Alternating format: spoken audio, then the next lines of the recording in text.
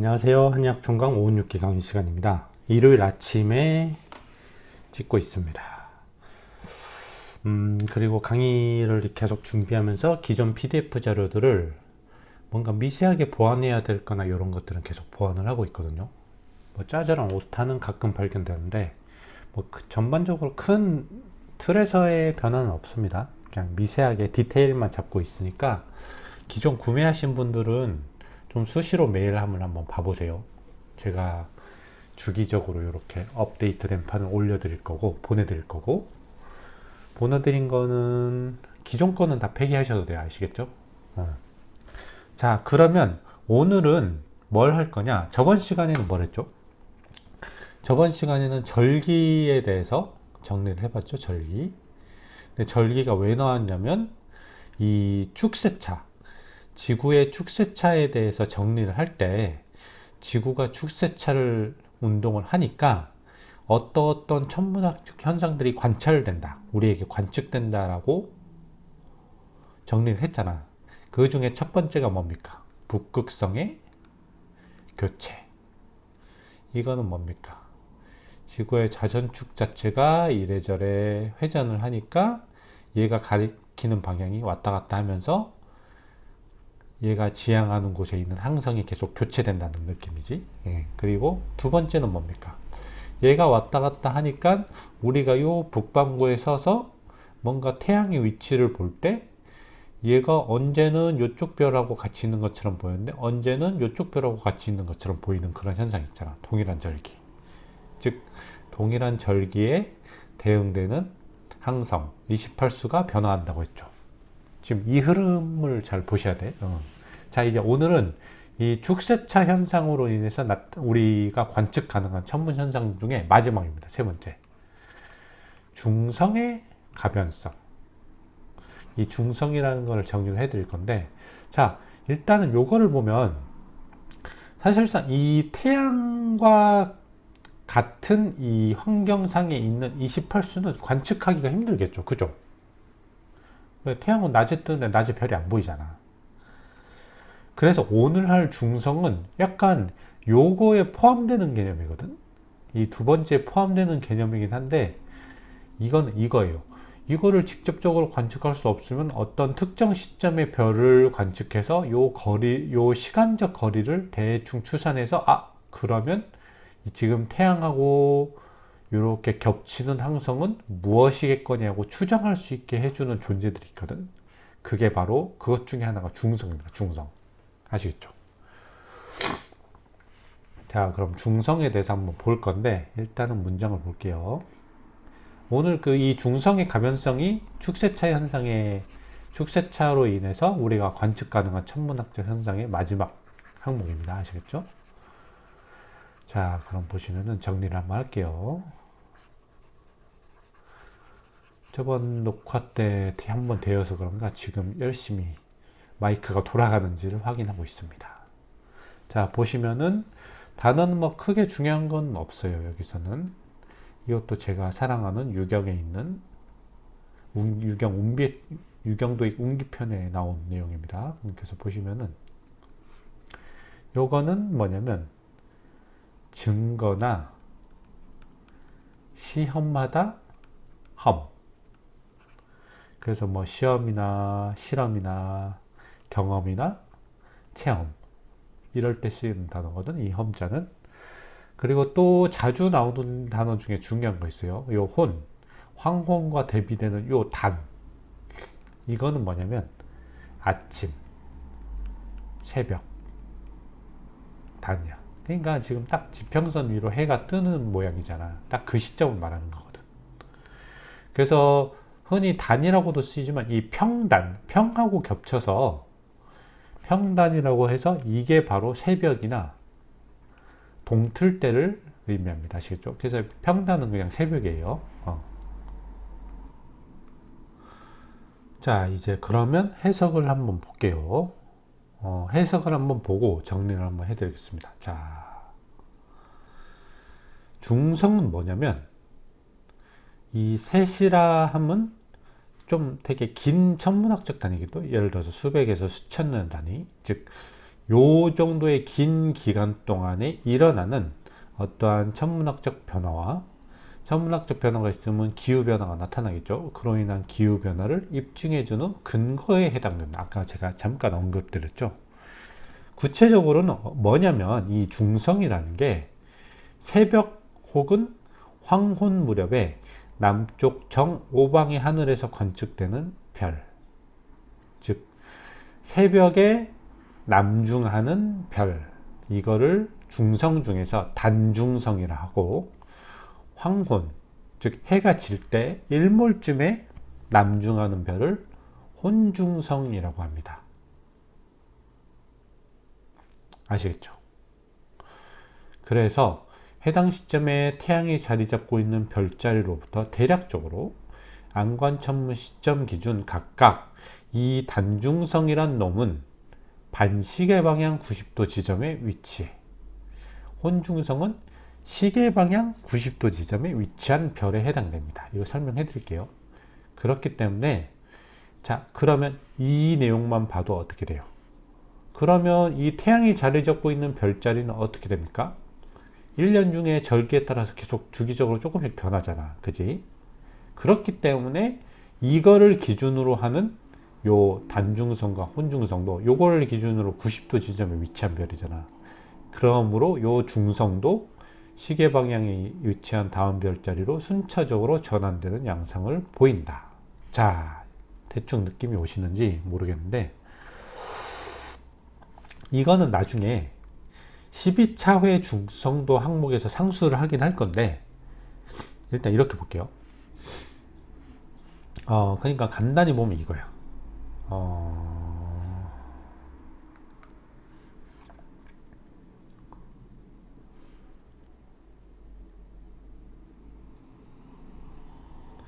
자, 얘는 뭐냐면 하얀 달이죠. 언제 남중이에요? 보세요. 해가 뜰 때 일출에 남중하지. 그죠? 일출 시점에 딱 남중한단 말이에요. 하얀은. 그러면 상현은 어떻게 돼? 상현 같은 경우는 보세요. 해가 질 때 남중하지. 자, 그래서 쉽게 달로 표현하면은 단중성은 뭡니까? 단중성이라는 것은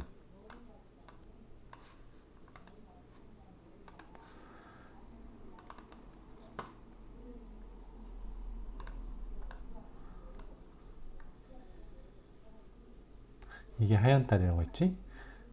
계속 보세요. 단중성이라는 것은 하얀 달의 위치에, 태양과 상대적으로 하얀 달의 위치에 존재하는 항성이겠지. 반대로 혼중성은 뭡니까? 해가 일몰할 때 딱 여기 뜨잖아. 즉 일몰할 때 뜨는 달이 상현달이기 때문에, 남중하는 달이 상현달이기 때문에 상현달의 위치와 상응하는 별을 혼중성이라고 하는 거야. 조금 느낌 오시죠? 자, 그러면 여기서 뭘 봐야 되냐면 안관천문 시점에서 일주운동은 반시계 방향으로 일어납니다. 이게 무슨 말입니까? 안관천문 시점에서 일주운동은 반시계 방향으로 일어난단 말이야. 그래서 예를 들어서 이런 거지. 이게 안관천문 시점에서 28수의 배치도인데 태양, 이거 뭡니까? 이거는 절기별로 절기별 위치가 시계 방향으로 변한다는 것을 보여주는 거지. 아시겠죠? 근데 이거는 연주운동 방향성이고 일주운동 방향성은 이렇게 돌아가. 안관천문 시점에서 28수와 함께 요 반시간 방향으로 돌아가거든. 그게 무슨 말이냐면 나중에 또 할 건데 이 안관천문 시점이라는 게 이겁니다. 예를 들어서 사람이 그냥 누웠다고 쳐봐. 북쪽을 머리로 두고 이렇게 누워 있다고 쳐보세요. 누워서 하늘을 본다고 쳐봐. 자, 그러면은 어떻게 되냐면 이렇게 되면 여기가 북쪽이고 이쪽이 남쪽이겠죠. 그죠? 그리고 이렇게 가운데로 갈라서 이쪽은 뭡니까? 이 왼쪽은 동쪽이겠지. 그리고 이쪽은 서쪽이겠지. 그지? 그래서 이런 식으로 어떤 천구를 관찰할 수 있겠지. 아시겠어요? 자, 그러면 예를 들어서 여름에는 어떻게 뜬다고 했어, 해가? 여름에는 어떻게 떠서 어떻게 지죠?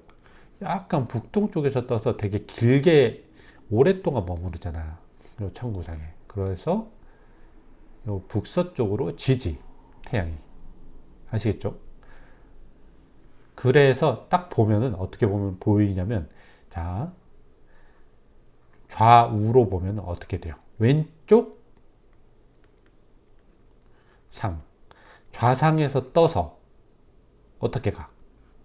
일로 이렇게 가니까 좌하를 거쳐서 다시 우하를 거쳐서 우상으로 지는 게 어떤 일출, 즉 일출과 일몰, 즉 일주 운동의 움직임이잖아. 좌우를 기준으로 봤을 때. 아시겠어요? 그럼 이거 보세요.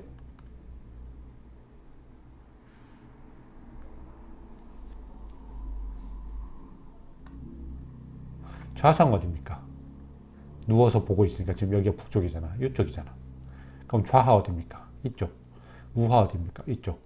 우상 어딥니까? 이쪽. 즉 일주운동은 안관천문 시점에서 이렇게 반시계 방향으로 이동하는 거야. 28수와 함께. 아시겠어요? 그래서 연주운동하고 일주운동은 방향성 자체가 달라요.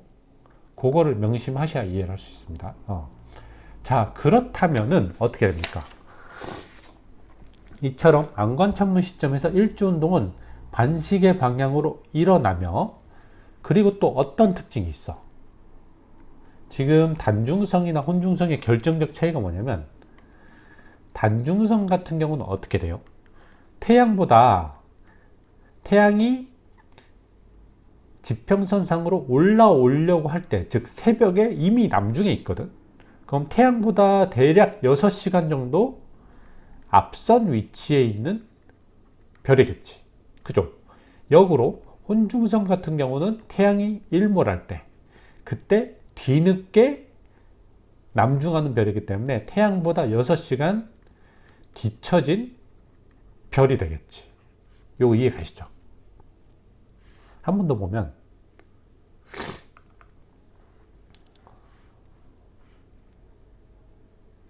이게 단중성이잖아.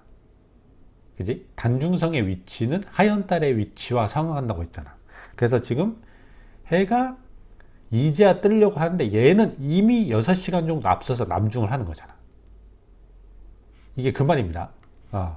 역으로 혼중성 같은 경우는 이미 해는 이미 다 져서 지평선 아래로 떨어지려고 할 때 그때야 남중하잖아. 그래서 얘는 6시간 뒤처진 애야. 전체를 24시간을 볼 때. 그래서 이거 무슨 말인지 알겠죠? 이거이기 때문에 각각 단중성과 혼중성은 어디에 위치하냐면, 일단은 절기를 기반으로 설명하면 어떻게 되면,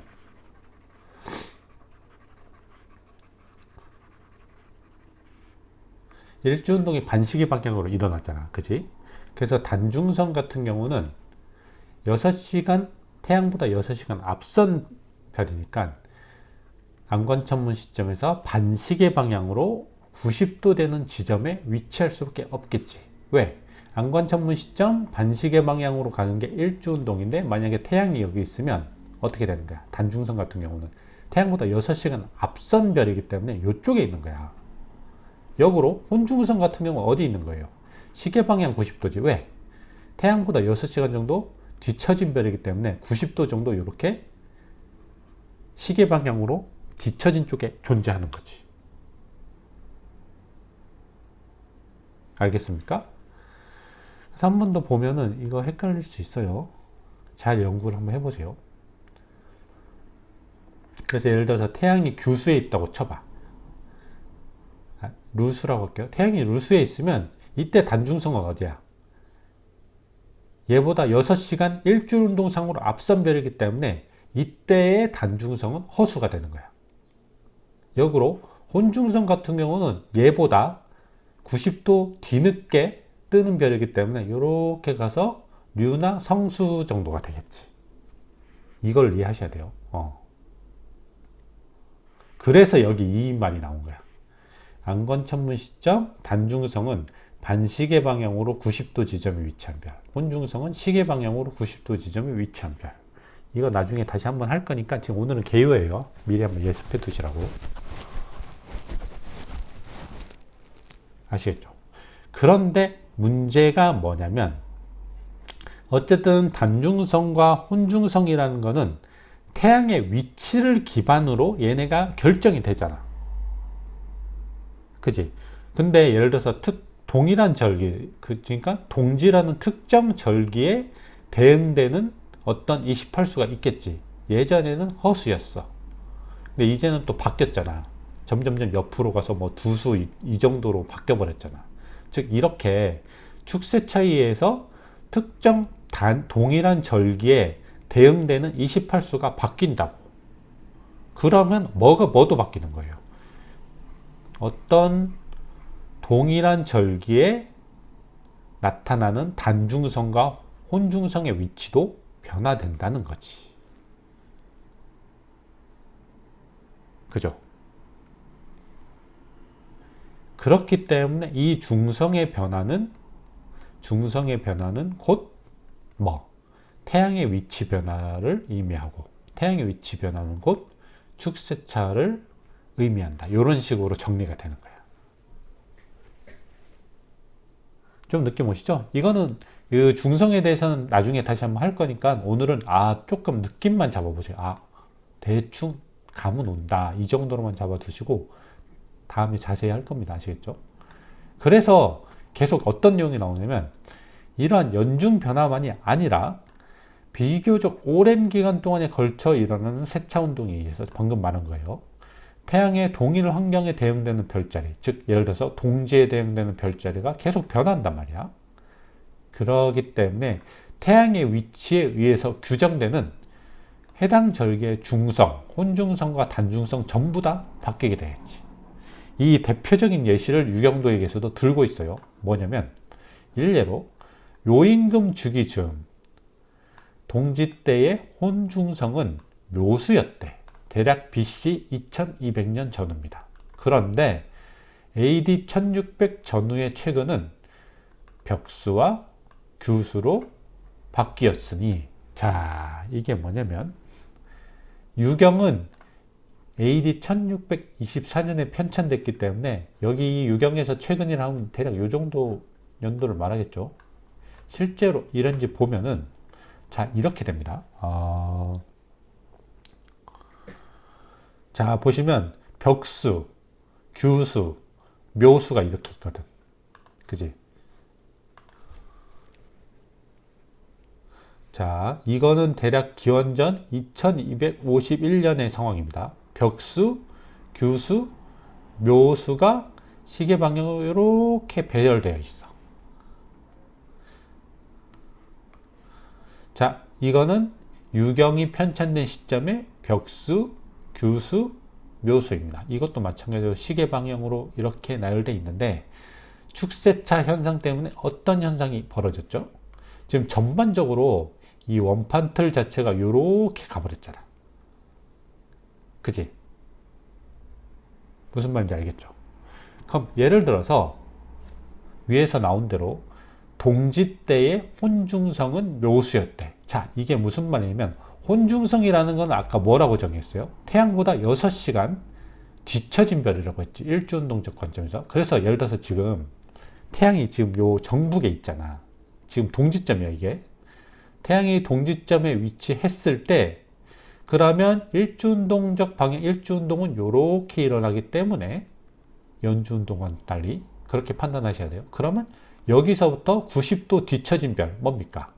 90도 뒤처진 별, 즉 묘수. 기원전 2251년에는 묘수가 혼중성이었겠지. 그런데 요 별 자체가 즉 쉽게 말하면 요 28수 원판 자체가 계속 이렇게 간다고 했잖아. 세차운동 때문에. 그러면 똑같이 동지점에 도달해서 태양이.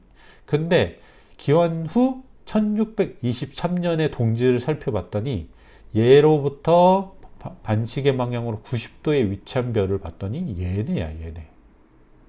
벽수나 규수 요 근방이었던 거지. 아시겠죠? 그래서 전반적으로 축세 차이에서 이 28수 원판 자체가 시계 방향으로 돌아간다고 보면 돼. 동일한 절기점에. 그러면 당연히 얘로부터 90도 후, 얘로부터 90도 앞에 있는 별 또한 이 원판 자체가 돌아가기 때문에 변하는 거야. 그래서 대표적인 예시가 이거. 요임금 때 혼중성은 묘수였는데 지금 살펴봤더니 묘수가 아니라 벽수더라. 규수와 벽수 요 정도가 되더라. 지금 이 말을 하고 있는 겁니다. 아시겠죠? 잘 생각해 보시면 되게 어려운 내용은 아닙니다. 지금 여러 가지 방향성도 헷갈리고 그래서 그렇지 방향성이나 이런 것만 잘 정립하시면 이거는 쉬운 내용이에요. 아시겠죠? 자, 그러면 결국 뭐야? 고금의 이러한 변화를 통해서 그러면 이 28수라는 원판 자체가 요렇게 28수라는 원판 자체가 이렇게 돌아가 버리는구나.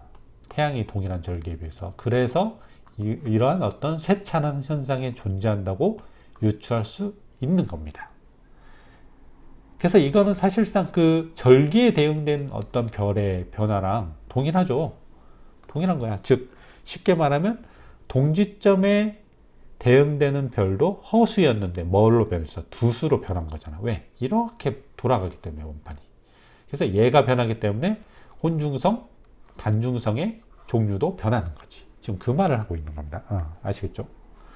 즉 이처럼 고금에 존재하는 세차 현상에 대해서 요임금 즉위 당시와 현재의 동일 항성의 환경 좌표를 비교해 보면, 자, 그러면 BC 2251년, AD 1623년, 지금 요 두 사건을 비교하는 겁니다. 요때의 허수, 즉 사달수두의 환경 변화를 살펴볼게요. 이 사달수두가 어디냐면 대략 1850년 정도에는 허수가 그거였거든. 허수가 동지점에 있었어. 이 허수가 뭐냐면 이겁니다. 사달수두는 일단은 물병 자리야. 물병 자리에 요 사달수두란 별이 있고 조랑말 자리에 키탈파라는 별이 있는데, 그래서 요 두 개를 이은 거, 요렇게 그냥 직선으로 요 두 개를 이은 게 허수예요. 즉 기원전 1850년에 동지점의 위치는 거의 요 허수라고 봤어. 즉 사달수는 요 허수를 구성하는 요 별 하나입니다. 물병 자리 요 별 하나. 아시겠죠? 그래서 이 사달수두의 환경 변화, 당연히 사달수두도 원판이 시계 방향으로 돌아가니까 어떻게 됐어? 여기 있다가 이렇게 돌아갔겠지. 그게 어느 정도가 돌아갔냐를 보는 거예요, 지금. 아시겠죠? 그래서 보시면 요임금 주기 시기에는 환경 264도 정도에 위치했어. 즉 약간 270도에 못 미쳤지. 동지점이 약간 못 미친 거야. 왜? BC 1850년에 거의 얘가 동지점 270도에 위치하거든. 아시겠어요? 근데 이거 유경 집필 시기인 1623년 기어운 후 요때를 봤더니 대략 318도에 위치했어, 환경적으로. 자, 그럼 여기서 요거 빼면 어느 정도냐면 60분법으로는 요 정도입니다. 53.5375도. 이거를 도로 바꾸면 어떻게 돼? 고대 단위로 바꾸면 52.7691도가 되는 거야. 그럼 연중변환 요 정도니까 실제로 1도 변화에 필요한 시간은 71.3211년이더라. 그럼 이게 사실상 거의 정확한 세차 변화 값이겠죠. 그런데 여기서 유경에서 어떻게 기재를 했냐면 동일 항성의 좌표를 비교해 보면 대략 50여 도의 차이가 난다. 정확하죠. 52.7691도 정도가 차이 났으니까 정확하게 기재를 한 거지, 유경에서. 이에 대해서 동진시대의 우이는 대략 50년마다 1도가량 차이가 난다라고 주장을 하였으나 남북조 시대의 하승천은 이러한 변화폭을 너무 지나치게 설정한 것으로 간주해서 이걸 확 늘렸어. 100년마다 1도다.